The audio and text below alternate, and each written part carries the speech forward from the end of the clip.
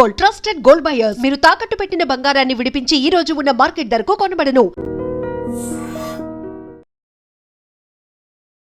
వీక్షించేటువంటి I dream ప్రేక్షకులకి పరాభవనామ సంవత్సర ఉగాది శుభాకాంక్షలు. వాగర్థావివ సంపృక్తౌ వాగర్థ ప్రతిపత్తయే జగతః పితరౌ వందే పార్వతీ పరమేశ్వరౌ. ఆదిత్యాయ చ సోమాయ మంగళాయ బుధాయ చ గురుశుక్రశనిభ్యశ్చ రాహవే కేతవే నమః. శృంగేరి జగద్గురు పీఠాధిపతులకి, కంచి పీఠాధిపతులకి నమస్కారములు తెలియచేసుకుంటూ కార్యక్రమాన్ని ప్రారంభిద్దాం. వీక్షించేటువంటి ప్రేక్షకులు కుంభరాశిలో జన్మించినటువంటి వారికి ఈ పరాభవనామ సంవత్సరంలో ఆదాయం 2, వ్యయం 8, రాజ్యపూజ్యము 4, అవమానము 2. ఇక గమనించుకున్నట్లయితే ఈ యొక్క కుంభరాశిలో జన్మించినటువంటి వారికి ఏలిన నాటి ప్రభావం అనేటువంటిది సంపూర్ణంగా ఈ సంవత్సరం కూడా కొనసాగుతుంది, సందేహం లేదు. అయితే సాధారణంగా ఏలిన నాటి ప్రభావం అనగానే చాలామంది ఎందుకు వచ్చింది కష్టాలు భగవంతుడా అని చెప్పి అంటుంటారు. కానీ వాస్తవంగా అలా ఉండదండి. మనం చేసినటువంటి గత జన్మ కర్మదోషాన్ని కష్టాల రూపంలో తొలగింపచేస్తున్నాడు. కాబట్టి కష్టాలు వస్తాయి, వాటిని భరించడానికి సిద్ధపడండి. అలాగే ఆ కష్టాలను ఎదుర్కోవడానికి ఆత్మస్థైర్యము, అంతకుమించినటువంటి ఓర్పు, సహనం మనకు భగవంతుడు ఇవ్వాలని కోరుకోవాలి. అంతే తప్ప కష్టాల నుంచి మనం బయటపడాలి అనే తత్వంతో ముందడుగు వేయాలి తప్ప కష్టాలు రాకుండా ఉండాలి అని అంటే ఎప్పుడైనా మనం ఆ కర్మని మనం అనుభవించాల్సిందే. కాబట్టి దైవానుగ్రహమే మనకు ఆయుధం అనేటువంటి విషయాన్ని కుంభరాశిలో జన్మించినటువంటి వాళ్ళు గమనించాలి. ఇక గమనించుకున్నట్లయితే గురువు మే 31వ తారీఖు వరకు మిథున రాశిలో సంచారం చేస్తున్నటువంటి కారణం చేత చాలా మటుకు యోగమైనటువంటి కాలముగా చెప్పబడి ఉంది. కాబట్టి ఎవరైతే తమ జీవితంలో అభివృద్ధి కావాలి, ముందడుగు వేయాలి, చేపట్టినటువంటి ప్రతి పని సక్సెస్ కావాలి అని కోరుకుంటారో, కొత్తగా చేసేటువంటి నిర్మాణం కావచ్చు, వ్యాపారం కావచ్చు, ఉద్యోగం కావచ్చు, ఇంకేదైనా కానీ, విద్యార్థులైనా కానీ చక్కటి ప్రతిభ అనేటువంటిది మే 31వ తారీఖు వరకు గురువు యొక్క అనుగ్రహం వల్ల కలుగుతుంది, ఏలినాటి శని ప్రభావం ఉన్నప్పటికీ కూడా. ఇక ప్రధానంగా రాశిలోనే రాహు సంచారం ఈ యొక్క డిసెంబర్ 5వ తారీఖు వరకు సంచారం చేస్తున్నటువంటి ఈ కారణం చేత ప్రధానంగా మనము బయటికి కనబరిచేది ఒకటి, లోపల జరిగేది ఒకటిగా ఉంటుంది. గుంభముగా డాంబికంగా కనిపిస్తాం, కానీ కొన్ని సమస్యలు అనేటువంటి సతమతం అవుతాయి. కాబట్టి బయటికి ఆనందంగా కనిపించడానికి రాహు మనకు బాగా సపోర్ట్ చేస్తాడు. అంటే ఇక్కడ నటించమని కాదండి దీని అర్థము. ఇక్కడ ఏంటి అనంటే ఎన్ని ఉన్న సమస్యల్ని మనం దాచుకొని బయటికి మాత్రం అందరికీ సంతోషంగా ఉండడానికి ప్రయత్నం చేయడానికి, మన మనస్సుని గట్టిపరచడానికి రాహువు అనుకూలంగా ఇస్తాడు. సప్తమ కేతుగ్రహ ప్రభావం డిసెంబర్ 5వ తారీఖు వరకు ఉన్నటువంటి సందర్భంగా ప్రధానంగా ఏం చెప్పబోతుంది? గత జన్మ కర్మదోషము. కాబట్టి ఇక్కడ గతంలో చేసినటువంటి తాలూకు తప్పిదాలు వాటన్నిటికీ కూడాను ఈ డిసెంబర్ 5 వరకు కూడాను మనం అనుభవించాల్సినటువంటి పరిస్థితిని ఈ కేతుగ్రహ సంచారం సింహరాశిలో సంచారం జరుగుతున్నటువంటి కారణం చేత సూచించబడుతుంది. కాబట్టి మనం ఎవరితో కలిసి పని చేస్తుంటామో, ఎవరితో కలిసి జీవితం చేస్తుంటామో, ఎవరితో కలిసి వ్యాపారం చేస్తుంటామో అటువంటి వాళ్ళందరితో కూడా ప్రేమ ఆప్యాయతతో ముందడుగు వేయాల్సినటువంటి పరిస్థితిని ఈ కేతుగ్రహం సింహరాశిలో సంచారం చేస్తున్నటువంటి స్థితిని బట్టి మనకు తెలియజేస్తుంది. ఇక గమనించుకున్నట్లయితే జూన్ 1వ తారీఖు నుంచి అక్టోబర్ 30వ తారీఖు వరకు కర్కాటక రాశిలో గురు సంచార ప్రభావం, ఇది చాలా విపత్కరమైనటువంటి సమయము. ఈ కుంభరాశిలో జన్మించినటువంటి వారికి ఏలినాటి శని ప్రభావం ఒకటి, కేతుగ్రహం సంచారము, అలాగే గురువు కూడా అనుకూలంగా లేని ఈ కారణం చేత చాలా ఇబ్బందికర పరిస్థితులు ఎదుర్కోవాల్సినటువంటి పరిస్థితి వస్తుంది. కాబట్టి జాగ్రత్తలు పాటించండి. ఈ జూన్ 1 నుంచి అక్టోబర్ 30 వరకు మేజర్గా ఎటువంటి రుణాలు, అప్పులు ఇవ్వడం కానీ, అప్పు తీసుకోవడం కానీ చేయకుండా ఉండడమే మేలు. అంతేకాకుండా ఎటువంటి జీవితంలో పైకి రావడానికి అవసరమయ్యే ఎటువంటి ప్రధాన నిర్ణయాలు తీసుకోకుండా ఉండడం, వాయిదా వేసుకోవడం చాలా మంచిది. ఒకవేళ తప్పనిసరి తీసుకోవాల్సి వస్తే పెద్దల యొక్క సహాయ సహకారాలు, సలహాలు, సూచనలు పాటించి ముందడుగు వేస్తేనే ఈ యొక్క గురు కర్కాటక రాశిలో సంచారం చేస్తున్నటువంటి అక్టోబర్ 31 వరకు జూన్ 1వ తారీఖు నుంచి ఆ సమయం చెప్పవచ్చు. ఇక తదనంతరం అక్టోబర్ 31 నుంచి వచ్చే సంవత్సరం జనవరి 24 వరకు గురువు సింహరాశిలో సంచారం చేస్తున్నాం. అక్కడే కేతుగ్రహం అనేటువంటిది ఉండడం మీ జీవితంలో నూతన వ్యక్తి పరిచయం అవుతారు. ప్రధానంగా గత జన్మ తాలూకు సంబంధం ఉన్నటువంటి వ్యక్తి ఈ యొక్క అక్టోబర్ 31 నుంచి డిసెంబర్ 5 వరకు ఉండేటువంటి అవకాశం, ఆ యొక్క ప్రభావం మీ జీవితంలో ఉన్నత స్థానానికి చేరడానికి ఆ పరిచయం ఉపయోగపడుతుంది. కాబట్టి జాగ్రత్తగా గమనించండి, మంచి నిర్ణయం ఆ సమయంలో తీసుకోండి. గురువు కూడా అనుకూలిస్తాడు.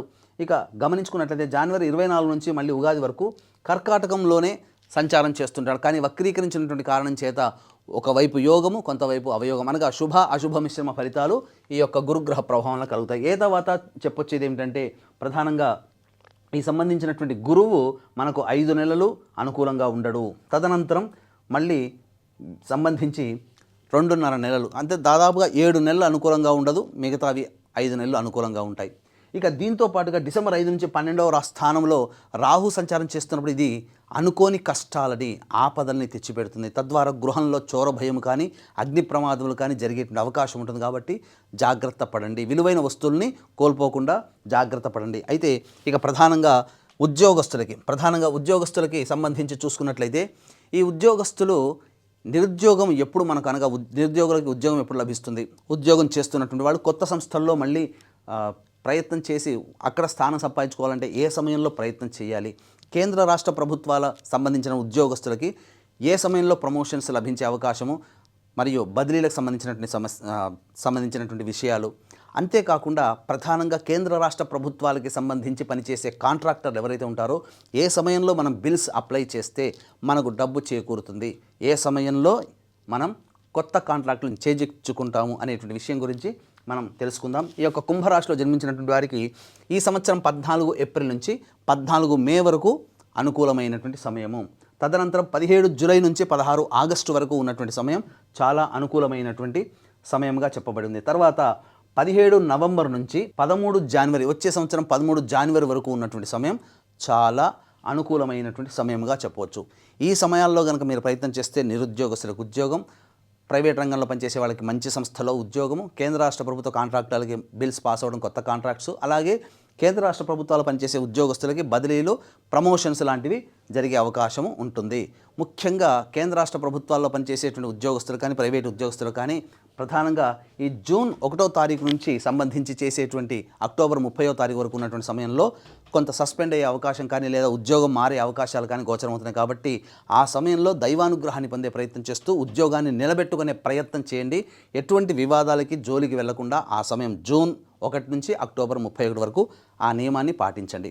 ఇక వీక్షించేటువంటి ప్రేక్షకులు కూడా కుంభరాశిలో వలె 12 రాశుల్లో జన్మించినటువంటి వారికి దైవానుగ్రహం ఉంటే తప్ప అన్ని విషయాల్లో విజయం సంప్రాప్తించదు, కోరుకున్న జీవితాన్ని పొందలేకపోతాం. కాబట్టి ఇట్టి దైవానుగ్రహం అందరికీ అందించాలనే సదుద్దేశంతో ఏప్రిల్ 1వ తారీఖు రోజున చైత్ర పౌర్ణమి సందర్భంగా ఉన్న నక్షత్రాల్లో అత్యంత శీఘ్ర ఫలితాన్ని ఇచ్చే హస్త నక్షత్రం ఉన్నటువంటి రోజున సాయంకాలం ఏప్రిల్ 1వ తారీఖు సాయంకాలం 6 గంటలకి సర్వదోష నివారణ పూజలు హోమాలలో భాగంగా నవగ్రహ పాశుపత మంత్ర హోమం, ఆరోగ్యం కోసం మృత్యుంజయ హోమము, అలాగే సర్వకార్య జయసిద్ధికి సుదర్శన హోమం, రుద్రహోమంతో పాటుగా ఉద్యోగ, వివాహ, దాంపత్య సంబంధించినటువంటి ఆర్థిక ప్రాప్తి కోసమే లక్ష్మీ మూలమంత్ర సంపుటిత లక్ష్మీ సూక్త హోమాన్ని జరిపించి శక్తిపాతం చేసినటువంటి కరుంగలి మాల ఇవ్వడం జరుగుతుంది.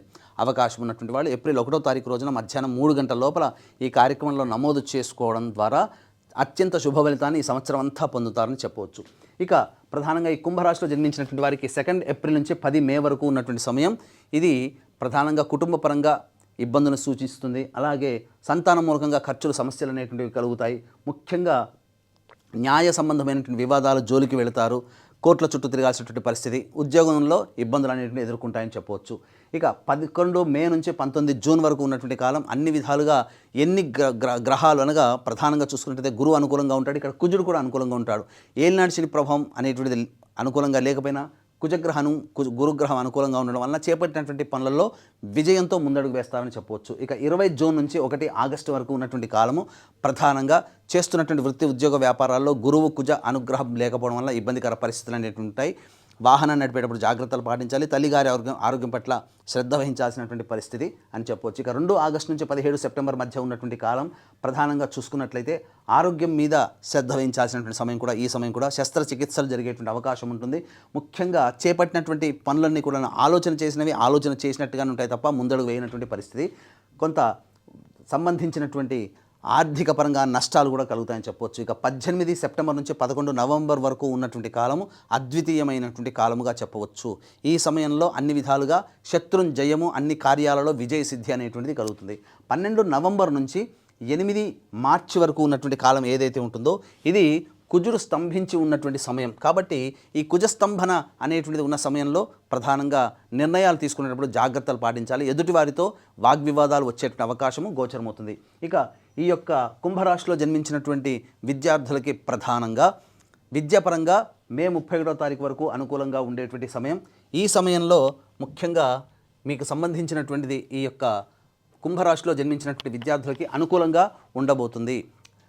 చేపట్టినటువంటి పరీక్షలలో మంచి ఉత్తీర్ణత శాతంతో మీరు పాస్ అవుతారని చెప్పొచ్చు. కానీ 1 జూన్ నుంచి మాత్రం అనుకూలంగా లేదు కాబట్టి కాస్త ఇబ్బందికర పరిస్థితులు.